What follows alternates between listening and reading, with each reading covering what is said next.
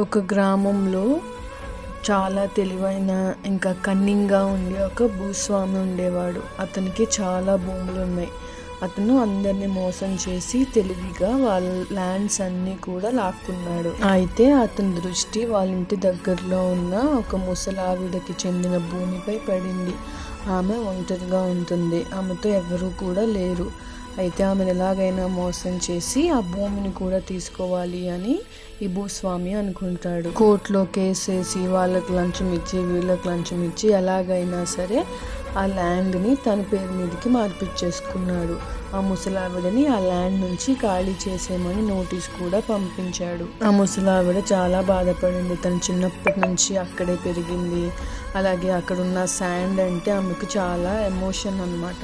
ఇంకా తన గురించి తెలిసి ఆమె ఏమీ చేయలేక కన్నీళ్లతో అది ఎలాగైనా ఖాళీ చేసేద్దామని అనుకుంటుంది.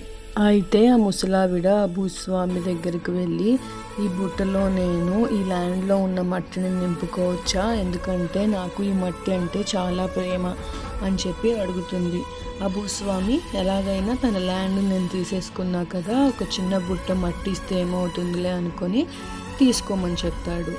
అయితే ఆ ముసలావిడ ఆ బుట్ట నిండా మట్టి నింపేసుకుంది. చాలా పై వరకు నింపేసుకుంది. బుట్టని ఎత్తలేక ఆ ల్యాండ్ లార్డ్ని సహాయం అడుగుతుంది. అయ్యా, దయచేసి నా తలపై ఈ బుట్టను పెడతావా అని అడుగుతుంది.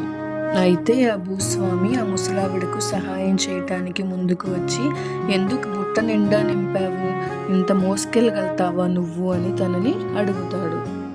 అయితే ఆ ముసలావిడ కన్నీళ్లతో, అయ్యా, ఈ భూమి నా సొంతము, నేను జీవితం అంతా ఇక్కడే గడిపాను.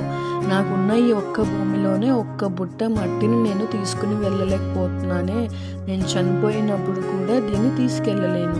కానీ మీ దగ్గర చాలా భూమి ఉంది. చాలామంది దగ్గర మీరు భూమిని లాక్కున్నారు. మీరు దాంట్లో కొంతైనా మీరు చనిపోయేటప్పుడు తీసుకెళ్ళగలుగుతారా అని ఆ ల్యాండ్ లార్డ్ని అడుగుతుంది.